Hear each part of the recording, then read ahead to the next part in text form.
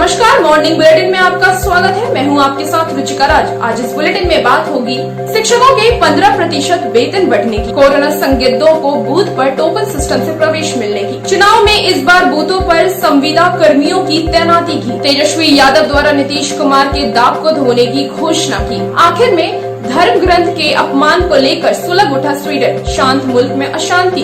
तमाम बड़ी खबरों से पहले एक नजर सुर्खियों पर। ललन सिंह बोले, राजद में भगदड़ मची है, बैरियर खोले तो पार्टी खत्म हो जाएगी। चिराग पासवान ने 119 उम्मीदवारों के साथ की बैठक, नीट जेईई के मुद्दे पर भी की बात। रिया चक्रवर्ती से दूसरे दिन भी सीबीआई की टीम ने की पूछताछ।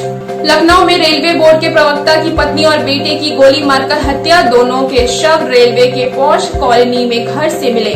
और सुर्खियों के बाद अब बात करेंगे आज की सबसे बड़ी खबर की। बिहार में पंचायती राज संस्थानों और नगर निकायों के शिक्षकों को मूल वेतन में 15% की वृद्धि की गई है, जिसका लाभ 1 अप्रैल 2021 से मिलेगा। शिक्षा विभाग ने इस संबंध में शनिवार को आदेश जारी कर दिया है। आपको बता दें कि कुछ दिन पहले ही पंचायती राज संस्थाओं और नगर निकायों के शिक्षकों की नई सेवा शर्त नियमावली को राज्य कैबिनेट की मंजूरी मिल गई थी। चुनाव आयोग ने बिहार विधानसभा चुनाव में मतदान का खाका तैयार करते हुए आदेश जारी कर दिया है। इसके तहत राज्य भर के कोरोना संदिग्धों व मरीजों को मतदान केंद्र पर टोकन सिस्टम से प्रवेश दिया जाएगा। कोरोना संदिग्धों को दिए गए टोकन पर समय निर्धारित करते हुए दोबारा बूथ पर वोटिंग के लिए बुलाया जाएगा। इस संबंध में मुख्य निर्वाचन अधिकारी एच श्रीनिवास ने जिलों के अनुपालन की तैयारी का आदेश दिया है। बिहार विधानसभा के इस चुनाव में पहली बार संविदा कर्मियों को भी चुनाव ड्यूटी पर लगाया जाएगा। राज्य निर्वाचन विभाग की अनुशंसा पर चुनाव आयोग ने इसकी सशस्त्र मंजूरी दे दी है। आयोग की मंजूरी मिलने के बाद कर्मियों की कमी से जूझ रहे निर्वाचन विभाग को बड़ी राहत मिली है। कोरोना काल में सोशल डिस्टेंसिंग की बाध्यता के कारण 1.5 गुना बढ़े मतदान केंद्रों के लिए कर्मियों की कमी महसूस की जा रही थी। कोरोना काल व बाढ़ में बिहार सरकार के कार्यों पर सवाल खड़ा करते हुए नेता प्रतिपक्ष तेजस्वी यादव ने दावा किया है कि अगर गठबंधन की सरकार बनती है तो नीतीश सरकार को दाग वे खुद धोएंगे। सोशल डिस्टेंसिंग के साथ आर्थिक न्याय भी होगा। तेजस्वी यादव ने कहा है कि बाढ़ और कोरोना में सरकार पूरी तरह फेल हुई है। बाढ़ प्रभावित इलाकों में न तो राहत कार्य हो रहे हैं और न ही कोरोना के बचाव में काम किया जा रहा है। विधानसभा चुनाव के मद्देनजर दल बदल का दौर जारी है। इसी क्रम में राजद के राष्ट्र सचिव रह चुके हर्षवर्धन जदयू में शामिल हो गए। इसके साथ ही पूर्व डीजी सुनील कुमार ने भी जदयू ज्वाइन किया है। इस दोनों ही नेताओं को जदयू संसदीय दल के नेता ललन सिंह ने पार्टी कार्यालय में आयोजित एक कार्यक्रम में शामिल करवाया। इस मौके पर ललन सिंह ने कहा है कि राजद में भगदड़ मची है, बैरियर खोल देंगे तो पार्टी खत्म हो जाएगी। लोजपा के राष्ट्रीय अध्यक्ष चिराग पासवान ने शनिवार को 119 विधानसभा उम्मीदवारों के साथ वीडियो कॉन्फ्रेंसिंग के जरिए बैठक की। चिराग पासवान ने चुनावी रणनीति और बिहार में मौजूदा हालात को लेकर बातचीत की। उन्होंने सभी संभावित उम्मीदवारों को कहा है कि वह नीट जेईई परीक्षा देने वाले छात्रों की मदद करें। परीक्षार्थियों को सेंटर तक पहुंचाने में लोजपा के नेता और कार्यकर्ता हर संभव मदद करें। सुशांत सिंह राजपूत मौत मामले की मुख्य आरोपी रिया चक्रवर्ती से शनिवार को भी सीबीआई ने पूछताछ की। मुंबई के Santa cruise DRDO guest house में रिया चक्रवर्ती के अलावा सुशांत का दोस्त सिद्धार्थ पिठानी, उनके कुक नीरज और सुशांत के स्टाफ मेंबर भी मौजूद रहे। राष्ट्रीय खेल दिवस पर शनिवार को बिहार के खिलाड़ी सड़कों पर उतर आए और अपने अधिकार मांगे। दरअसल प्रदेश में खेल और खिलाड़ियों की बदहाल स्थिति है। खिलाड़ियों की सरकारी नौकरियों में नियुक्ति 2015 के बाद बंद है।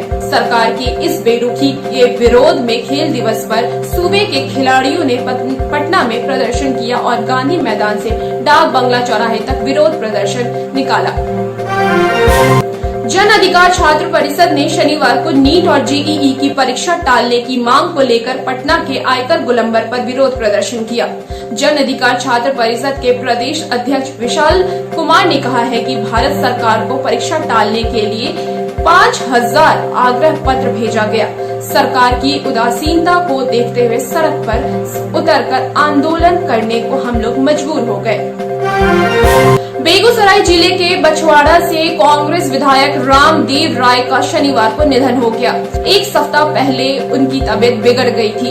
इसके बाद उनका पटना में पारस अस्पताल में इलाज चल रहा था। शनिवार सुबह 10 बजे रामदेव राय ने अंतिम सांस ली। रामदेव राय के निधन पर कांग्रेस अध्यक्ष सोनिया गांधी, राहुल गांधी, बिहार प्रभारी शक्ति सिंह गोहिल एवं बिहार कांग्रेस अध्यक्ष डॉक्टर मदन मोहन झा ने गहरा शोक जताया। मिलते हैं एक छोटे से ब्रेक के बाद।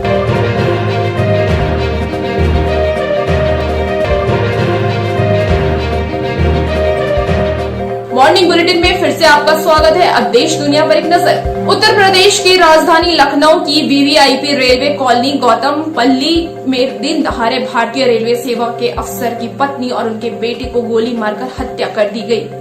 दोनों का शव घर से बरामद किया गया। इसके बाद से बेटी सदमे में है। उसे ट्रामा सेंटर में भर्ती कराया गया है। रेलवे अफसर आरडी वाजपेयी रेलवे बोर्ड के प्रवक्ता हैं। जम्मू कश्मीर के सांबा सेक्टर में अंतर्राष्ट्रीय बॉर्डर क्षेत्र के नजदीक एक सुरंग मिली है। यह सुरंग भारतीय सुरक्षा बलों को शुक्रवार को मिली थी। बीएसएफ के अनुसार यह सुरंग 150 गज जीरो लैंड से भारत की तरफ खुदी हुई है। इसका एग्जिट पॉइंट भी भारत की तरफ है और वहां पर रेत से भरी बोरी मिली है जिन पर पाकिस्तान की मार्किंग है। कांग्रेस ने फेसबुक के सीईओ मार्क जुकरबर्ग को शनिवार को दोबारा पत्र लिखा और सवाल किया है कि इस सोशल नेटवर्किंग कंपनी की भारतीय इकाई की ओर से सत्ताधारी बीजेपी की मदद किए जाने के आरोप के संदर्भ में क्या कदम उठाए गए हैं। कांग्रेस ने यह भी कहा है कि फेसबुक के कुछ कर्मचारियों और बीजेपी के बीच कथित साठगांठ के मामले में संयुक्त संसदीय समिति से जांच होनी चाहिए। चीन एक तरफ पूर्वी लद्दाख में वास्तविक नियंत्रण रेखा पर पीछे नहीं हटने पर अड़ा हुआ है तो वहीं दूसरी तरफ वह भारत से लगती सीमा पर मिसाइल बेस तैयार कर रहा है। सैटेलाइट से ली गई तस्वीरों में यह साफ पता चलता है कि चीन 2 नए एयर डिफेंस पोजीशन तैयार कर रहा है। चीन इन दिनों मिसाइल बेस से मई में जिस जगह पर भारत और चीन के सैनिक भिड़े थे इसके साथ साथ डोकलाम और सिक्किम सेक्टर के विवादित जगहों को वह कवर कर सकता है। यूरोप के सबसे शांत देशों में शुमार स्वीडन में शुक्रवार रात को कुरान के अपमान की खबर के बाद दंगे भड़क गए। बड़ी संख्या में लोग माल्मो शहर के सड़कों पर उतर आए और उन्होंने पुलिस पर भी पथराव किया।